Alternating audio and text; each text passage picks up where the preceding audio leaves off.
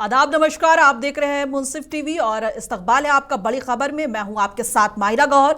बिहार में विधानसभा चुनाव के बाद ये पहला बिहार विधानसभा बजट सत्र है जहां सरकार और विपक्ष का आमना सामना हुआ।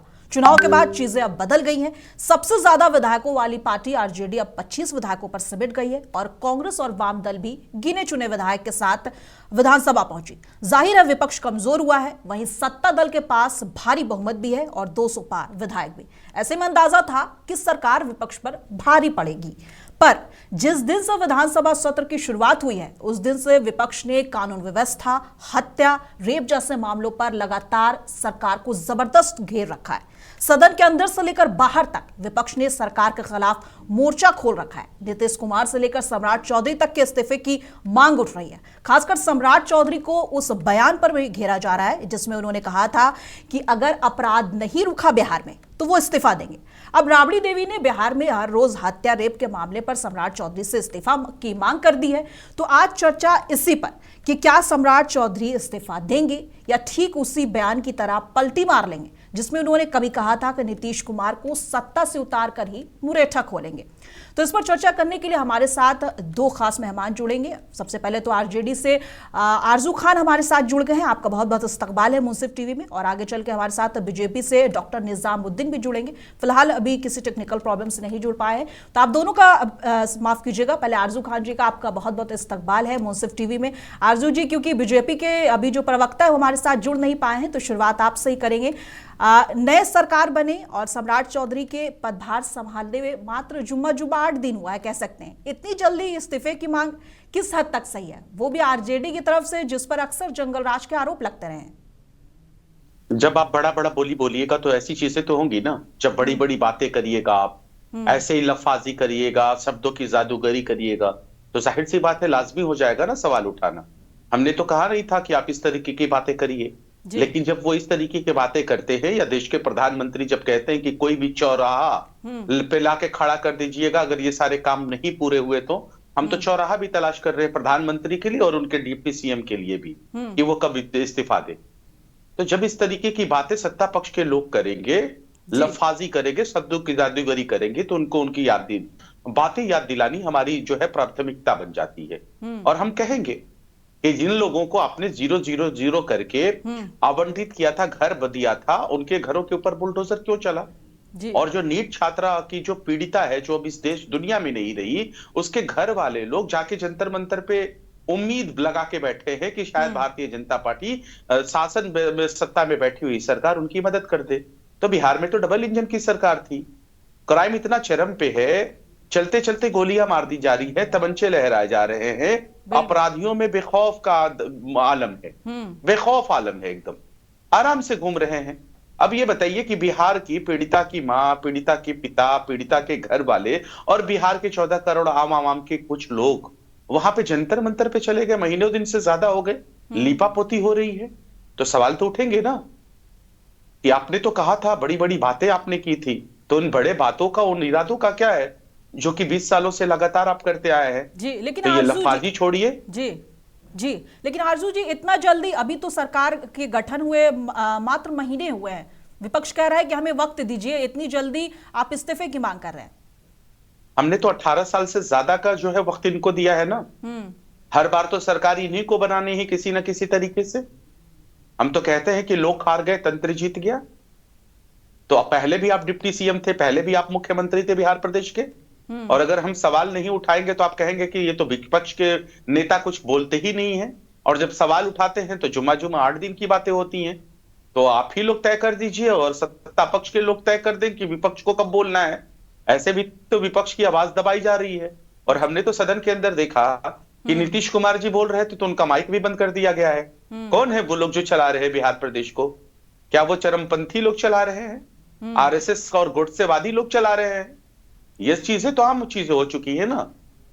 तो हम तो सवाल उठाएंगे, लॉ एंड ऑर्डर पे सवाल उठाएंगे। 6 साल की मासूम बच्ची के साथ दरिंदगी होती है और उसके लाश को तालाब भी फेंक देते हैं। 1 साल पहले भी वही घटना उसी जगह हुई थी। और जो आरोपी जिसको गिरफ्तार किया गया है, आपने यहाँ पे उसी को, उसको बचाने का काम किया गया। और वहां के लोगों ने आशंका दर्ज कराई थी कि यही हो सकता है, लेकिन कौन था उसको बचाने वाला? तो मैं कहता हूं जब बड़ी बड़ी बातें करिएगा, झंडाटे वो बड़ी बड़े जुमलेबाजी करिएगा, तो हम जुमलेबाजी बर्दाश्त नहीं करेंगे।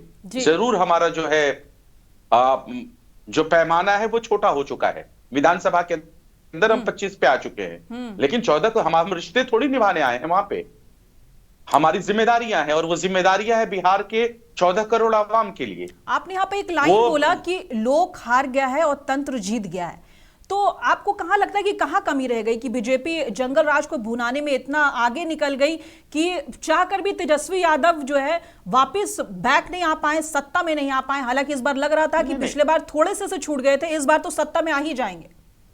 मैं कहता हूं कि मीडिया को एक हफ्ते के लिए हमको दे दिया जाए या 1 महीने के लिए दे दिया जाए, जो आजकल की मीडिया है, और इलेक्शन कमीशन को भी 1 हफ्ते के लिए दे दिया जाए, सीबीआई ईडीज को दे दिया जाए, हमको भी कोई नहीं हरा पाएगा। और सुना है कि इलेक्शन कमिश्नर ज्ञानेश कुमार का प्रमोशन हो गया है, यानी कि बिहार चुनाव जिताने का उनको इनाम मिल गया है। और वो चीजें हम कह रहे थे लगातार, डेटा सार्वजनिक करे, कितने बिहार में रोहिंग्या, बांग्लादेशी, पाकिस्तानी आए जिसके ऊपर वो इलेक्शन लड़ रहे थे। अरे हमने तो मुद्दे पे चुनाव लड़ा, और हमारे मुद्दे को जो हम मांग कर रहे थे बिहार के 14 करोड़ आवाम के लिए, वो मुद्दे हमसे जो है लपक के ले ली भारतीय जनता पार्टी और जनता दल यूनाइटेड। वही 125 यूनिट फ्री, वही माई बहन योजना के तहत 10,000 रुपए, जो हम 30,000 कहते थे डालने के लिए, इन्होंने 10,000 डाल दिया। 1,90,000 कब मिलेंगे उसका कोई अता पता नहीं। 10,000 रुपए में बताइए आप कौन से उद्योग धंधे हो जाएंगे? 10,000 रुपए में हम बकरी पालेंगे या सुअर पालेंगे? ये कौन सा तजारत करेंगे, जरा बता दीजिए। ये बता पाएंगे? और 1,90,000 कब जाएंगे उनके खातों में? और बिहार का बजट भी बता दे। 3,18 के हैं। लेकिन आपके पास कानून का मुद्दा बहुत बड़ा था कि अगर आप विपक्ष को कानून के मुद्दे पर इतना ये कर सकते थे, नीचे गिरा सकते थे कि आपकी सत्ता वापस आ जा सकती। लेकिन कहीं ना कहीं दिखा कि बीजेपी ने जंगल राज को इतना बढ़ा चढ़ा के दिखाया कि जनता डरने लगी कि फिर से कहीं जंगल राज ना आ जाए। उसने आखिरकार एनडीए के खाते में बिहार की सत्ता डाल दी। जी, मैंने आपसे एक चीज कहा कि 1 महीने के लिए हमारे हाथों में स्वतंत्र मीडिया आ जाए, और किस तरीके से उससे चाटुकारिता करवाई जाती है, जो गोदी मीडिया जिसको हम कहते हैं, तो शासन सत्ता में हम भी बन जाएंगे। इलेक्शन कमीशन जैसे संस्थाएं हमारे हाथों में 1 हफ्ते के लिए दे दिया जाए, फिर पता नहीं चलेगा कि भारतीय जनता पार्टी कौन से धरातल में चली गई, कौन से जमीन उसको खा गया कि आसमान निकल गया, उसको पता नहीं चलेगा। तो हम ऐसा नहीं करते हैं ना, हम स्वायत्त संस्थाओं के ऊपर कब्जा नहीं करते हैं, चौथे स्तंभ को हम गिरवी नहीं रखवाते हैं। ये हमारे साथ हुआ है। और हम तो कहते हैं कि इलेक्शन कमिश्नर ज्ञानेश के बारे में मैंने कहा जी कि उनको क्या मतलब, चुनाव उनका प्रमोशन हुआ है, यानी कि बिहार का चुनाव जिताने का इनाम मिला है। और लगातार वो डबल एपी कार्ड वगैरह वाला मामला चल रहा था, वो सब क्या हुआ? वो सब रफू चक्कर खत्म हो गए क्या? लीडर ऑफ अपोजिशन के तो 2-2 एपीपीआईसी नंबर दिखा रहे थे लोग। लोग बोल रहे थे कि इनका कोई अभी तक जवाब तलब नहीं आया है, हमने ये लिखा है, किसी ने आपत्ति दर्ज नहीं करवाई है, यानी इलेक्शन खत्म, सब काम खत्म हो गया।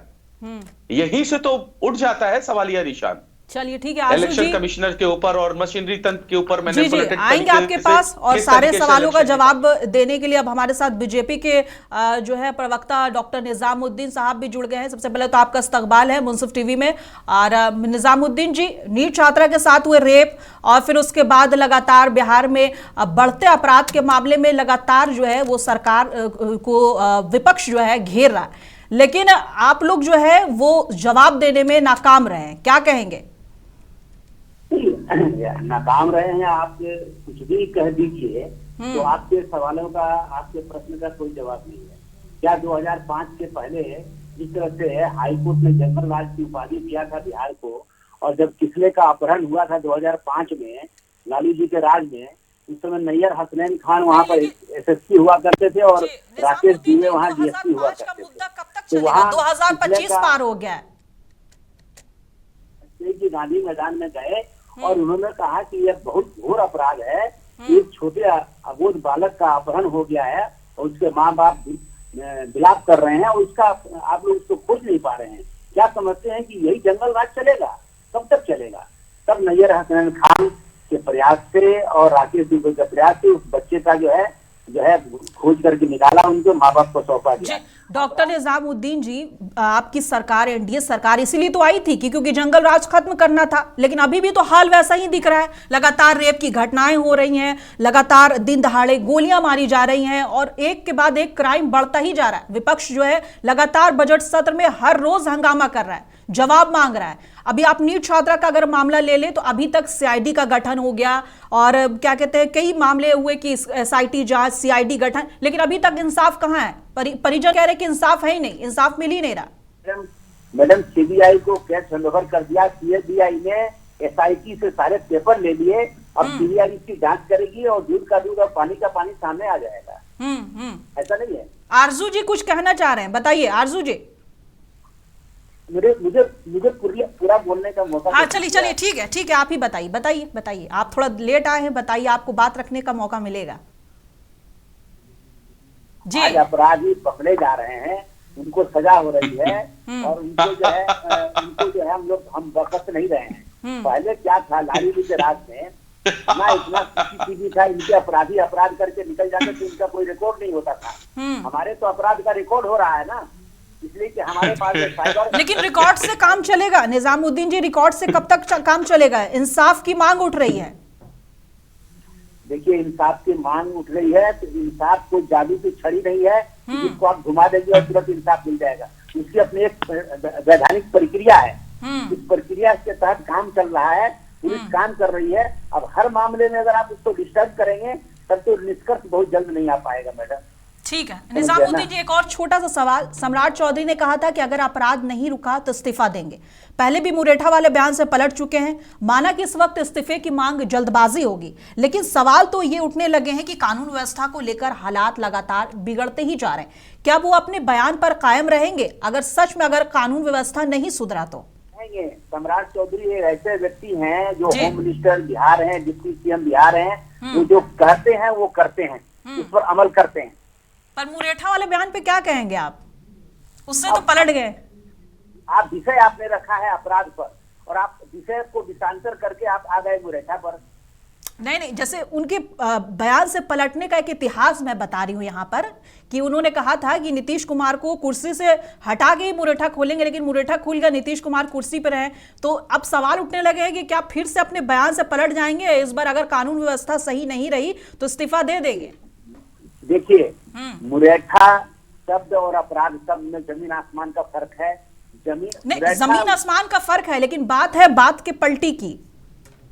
नहीं, पलटी तो देखिए, पलटी जो है ना, पलटी मारने के बाद आदमी, देखिए आप कुछ भी कह लीजिए, वहाँ देखिए ये एक सेंसिटिव इशू है।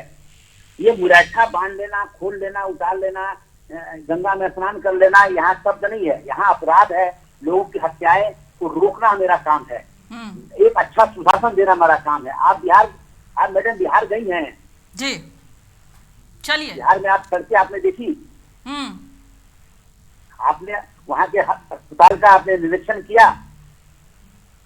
मैं किसी भी बिहार के किसी भी हॉस्पिटल में चले जाइए, आज वहाँ सीटी स्कैन और एमआरआई सब मिल जाएगा आपको। मंगल पांडे लगातार 10 साल से स्वास्थ्य मंत्री हैं और इतना काम हो रहा है स्वास्थ्य के और सड़क के ऊपर जो है कि आप जाकर के अवलोकन करिए, आप देखिए किस तरह से काम हो रहा है। ठीक है निजामुद्दीन जी, थोड़ा सा यहाँ पे रोकूंगी और एक बात याद दिला देती हूँ। बजट सत्र चल रहा है और विधायक अपनी अपनी बात रख रहे हैं। आपने मंगल पांडे का यहाँ पे जिक्र किया, 2 दिन पहले की बात होगी। जो हमारी नई नवेली विधायक है मैथिली ठाकुर, उन्होंने मंगल पांडे से इसके स्वास्थ्य के मुद्दे पर अपनी मांग रखी, अपना मांग उठाया। मंगल पांडे ने कहा कि स्वास्थ्य व्यवस्था बिल्कुल ठीक है, सारी चीज ठीक है। मैथिली ठाकुर ने उनको संसद में सबके सामने रोका और कहा कि नहीं, स्वास्थ्य व्यवस्था बिल्कुल पूरी तरह खराब है और हालत जो है बिल्कुल भी सही नहीं है। हमारे रिपोर्टर वहां गए, ग्राउंड पे देखा सच में हालत खराब। खुद आपके बीजेपी के अपने विधायक, बीजेपी के मंत्री को, मंगल पांडे को संसद में सबके सामने मैथिली ठाकुर कहती है कि स्वास्थ्य व्यवस्था खराब है। तो आपके तो अपने ही विधायक अपने मंत्री पर सवाल उठा रहे हैं और आप कह रहे हैं कि स्वास्थ्य व्यवस्था बहुत अच्छी हो गई है, क्या कहेंगे? अभी नई विधानसभा में आई है, एक्चुअली वो बहुत अनमेच्योर्ड हैं और मैच्योर है देखिए नहीं वो। ये क्या अभी बात वो हुई, नहीं, नई नई विधानसभा में आई हैं, इमैच्योर है, आपने उनको विधायक बना दिया और अब कह रहे इमैच्योर हैं। मैडम मैडम विधायक बनना और विधायक बन करके विधानसभा में अपने बातों को, सवालों को, प्रश्नों को रखना और उस पर अध्ययन करना एक अलग, दोनों अलग अलग चीज है। अभी उनको बहुत कुछ जानकारी नहीं है, वो भी बहुत, लेकिन हमारे मैच्योर रिपोर्टर नहीं ने है। जो ग्राउंड पर देखा उसकी हकीकत कुछ मैथिली नहीं, ठाकुर के ग्राउंड पर बयानों तो- से मिलती जुलती थी। देखिए, आप देखिए बयान को आप अगर कहेंगी तो बहुत लोग बहुत कुछ बयान दे देता है, लेकिन उसको सत्यता नहीं होती है, समझ गया ना। हम आपको अब जरूर वीडियो दिखाते वहां के अस्पतालों की, जिसकी हालत काफी खराब थी। चलिए ठीक है, कोई बात नहीं। आरजू जी कुछ कहना चाह रहे थे, चलिए आरजू जी से भी बातचीत कर लेते हैं। आरजू जी, आप कुछ कहना चाह रहे थे बीच में, उस वक्त आपको बोलने का मौका नहीं मिला, आप बोल सकते हैं अभी, जी बताइए। नहीं, मुझे बड़ी हंसी आ रही थी, लेकिन हंसी भी किस बात पर आए।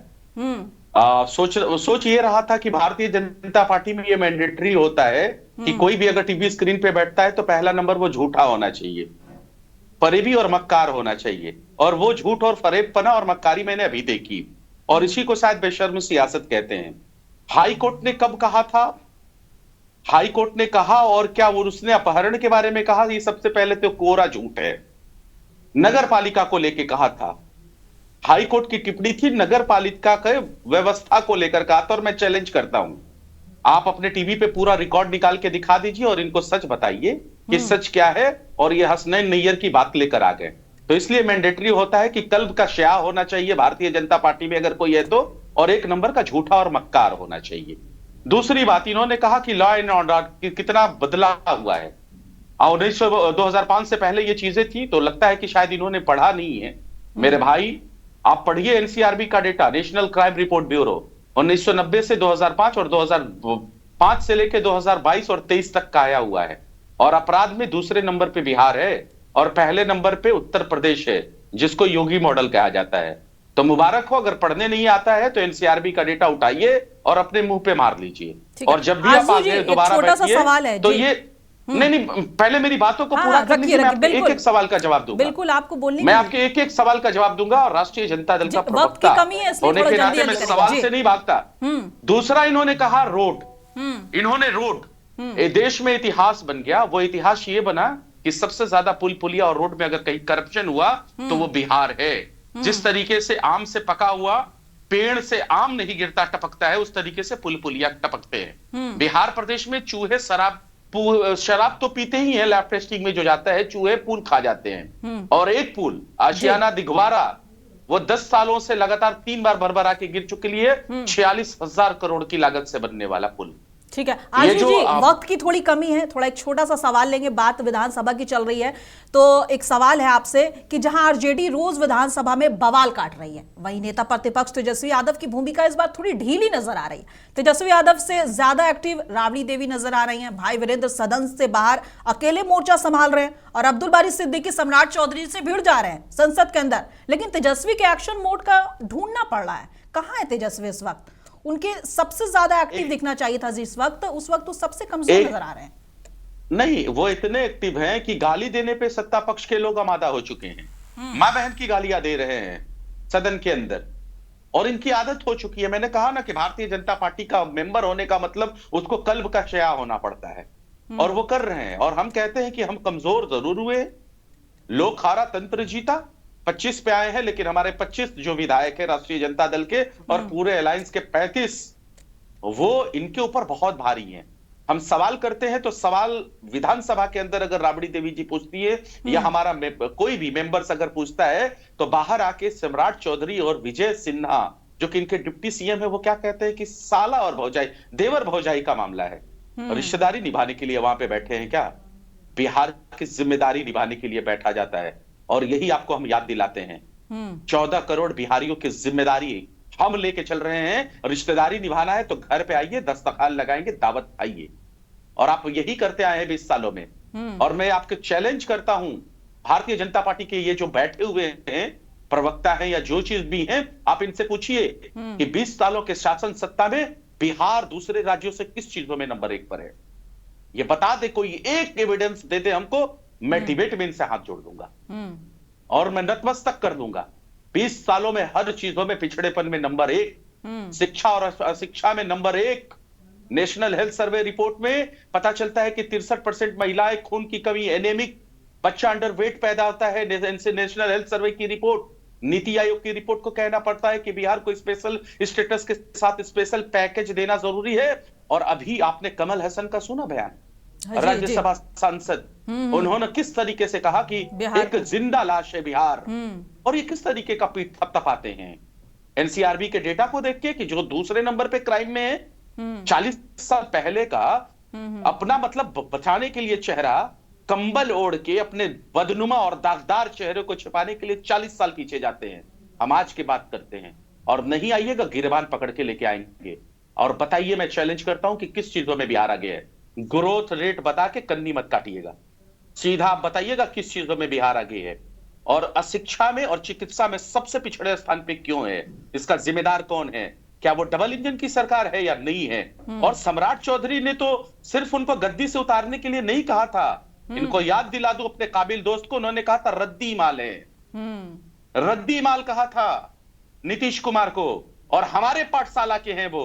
ये लोग कहते हैं ना कि राष्ट्रीय जनता दल का और भारतीय जनता पार्टी में और जनता दल यूनाइटेड में जो इनकी जो ये टोलियां जो दिखती है ना, वो लालू यादव की पाठशाला से गया है। और लालू यादव का यही कसूर है कि जिसको नेता बनाते हैं बाद में वो डिप्टी सीएम बनाती है भारतीय जनता पार्टी, सीएम बनाती है और हम ही को गाली देती है।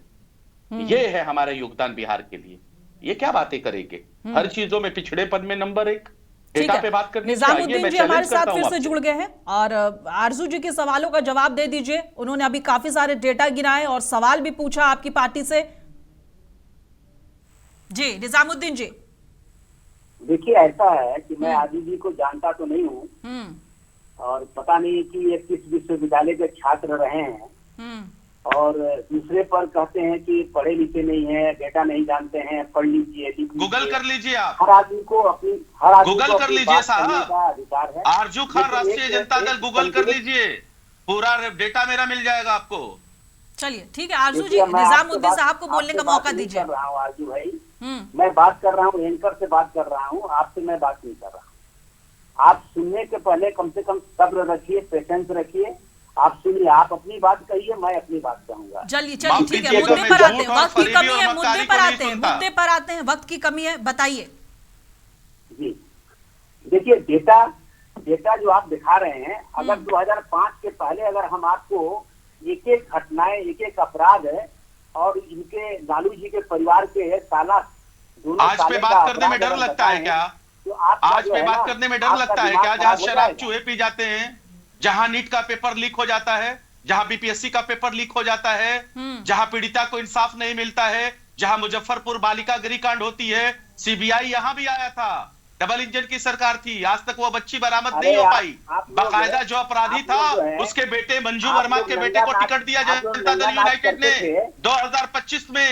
सृजन यहाँ पे हुआ था, उसमें भी सीबीआई ऑडिट लगी थी। ठीक है, निजामुद्दीन साहब से आखिरी सवाल ले लेते हैं। ठीक है आरजू जी, निजामुद्दीन साहब से आखिरी सवाल ले लेते हैं। निजामुद्दीन साहब, मेरा एक सवाल सुन लीजिए, आखिरी सवाल है जी। निजामुद्दीन जी, आखिरी सवाल है मेरा, वक्त की कमी, एक छोटा सा सवाल आपसे, आखिरी सवाल। क्या आप मानते हैं कि हाल के महीने में हत्या और महिला अपराध के मामले में बढ़ोतरी हुई है? विपक्ष का आरोप है कि भारी बहुमत के कारण सरकार जवाबदेही से बच रही है, क्या कहेंगे? 29,000 महिलाओं के साथ बलात्कार हुए हैं, जिसमें 7 साल की मासूम बच्ची भी है। ये भारत सरकार का आंकड़ा है, इनको बता दीजिए। ठीक है, निजामुद्दीन साहब को बोलने दीजिए। जी बताइए। उन्हीं से बुलवा लीजिए आप। नहीं, आप अपनी बात रखिए, आप अपनी बात रखिए, बात रखिए। हमको जब आप पूछ रही हैं तो वो क्यों बोल रहे हैं बीच में? चलिए कोई बात नहीं, आप अपनी बात रखिए। क्या तरीका है उनका? निजामुद्दीन साहब आप अपनी बात रखिए, बात रखिए, बात रखिए। बोलने का ढंग नहीं है, एंकर के बीच में बोलने लग जाते हैं। निजामुद्दीन साहब, मैं आपको एंकर एज ए होस्ट बोल रही हूँ कि आप अपनी बात रखिए, आप अपनी बात रखिए। आप देखिए, विपक्ष का काम है, वो बोलेगा। नहीं, कहाँ से पढ़ के लाते हैं इन लोगों को? निजामुद्दीन साहब, आपको इसी दौरान अपनी बात रखनी होगी, आपको विपक्ष के हमले के बीच अपना जवाब देना होगा। आप अपना जवाब सुनने के लिए बैठे हैं क्या? जवाब देने के लिए तैयार हूँ, लेकिन बोलिए, आप हमको बोलने देंगी तब ना हम बोलेंगे। हम तो कब से बोल रहे हैं, आप बोलिए, बोलिए जी, बोलिए। आप अपराध देखिए, अपराध अगर हुआ है तो अपराधी पकड़े जाएंगे, अपराधी को सजा मिलेगी, सीबीआई जांच कर रही है, SIT ने जब सारे फाइल जो है सीबीआई को दे दिया है, सीबीआई अब पूछताछ करेगी और उसका निष्कर्ष निकाल करके अपराधी पकड़े जाएंगे। हम इंसाफ पे भरोसा करते हैं, हम सब्र से काम लेते हैं, हम जो है हम हंगामा नहीं मचाते हैं आरजेडी की तरह जो है। ये आरजेडी का लोग का शासन भी देखा हुआ है मेरा। मैं छात्र जीवन के 1985 से मैं राजनीति में हूँ। भाजपा ही हमको बताएंगे असम में बर्पा कर दिया है हंगामा, उत्तराखंड में कर दिया है, उत्तर प्रदेश में कर दिया है। अरे मुसलमान आपकी खुराक पे आप बताइएगा हमको क्या? अरे हंगामा बरपाने वाले आप, देखे नहीं है, डिवाइड एंड रूल की पॉलिसी करने वाले आप। अरे कल देखिए 90 के दशक में एक आदमी घर से निकलता था, शाम हो 40 साल वापस आएगा कि नहीं आएगा, 20 साल का जवाब नहीं दीजिएगा, 40 साल पीछे जाइएगा। 20 साल का जवाब देने की हिम्मत नहीं है, 40 साल के जवाब लेना चाहते हैं, झूठ और फरेब मक्कारी करना चाहते हैं यहाँ पे। तो कम से कम जो पीड़िता है जहानाबाद की, उसके परिवार वालों का स्टेटमेंट निकाल लीजिए। उनके परिवार वाले क्यों चले गए जंतर मंतर पे? अगर इंसाफ देते तो जंतर मंतर पे क्यों जाते? गोपाल खेम का याद है? चलिए ठीक है आरजू साहब और निजामुद्दीन साहब, आप दोनों का बहुत बहुत शुक्रिया हमसे जुड़ने के लिए, अपनी अपनी बात रखने का और अपने पार्टी की तरफ से बात रखने का। आप दोनों का बहुत बहुत शुक्रिया हमसे जुड़ने के लिए। अब हम आगे बढ़ेंगे और बता दें कि सवाल के साथ शुरू करती हूं कि क्या बिहार की राजनीति में कानून व्यवस्था सिर्फ आरोप प्रत्यारोप का विषय बनकर रह गई है? क्या जनता को इस्तीफे की राजनीति चाहिए या ठोस एक्शन प्लान? नेताओं को समझना होगा कि राजनीति में आने का मतलब सिर्फ कुर्सी बचाना नहीं, बल्कि जनता के प्रति कुछ जिम्मेदारियां भी हैं। अगर बिहार में कानून व्यवस्था नहीं सुधरी तो जवाब देना पड़ेगा। बड़ी खबर में बस इतना ही, कल फिर मिलेंगे इसी वक्त। तब तक के लिए देश दुनिया की तमाम खबरों के लिए बने रहें मुंसिफ टीवी के साथ।